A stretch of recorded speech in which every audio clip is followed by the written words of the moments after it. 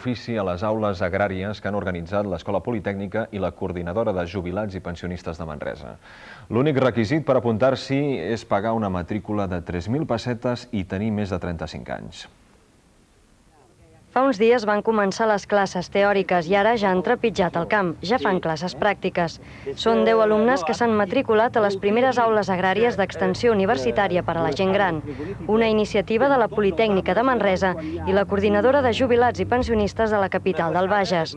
Els requisits per assistir són tenir més de 35 anys i pagar 3.000 pessetes de matrícula. Els alumnes fan les pràctiques en uns terrenys situats al costat de l'Hospital General de Manresa.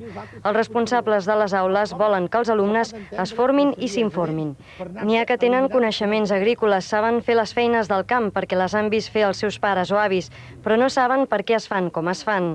També han començat a familiaritzar-se amb l'hivernacle i a preparar i solcar la terra que després hauran de cultivar.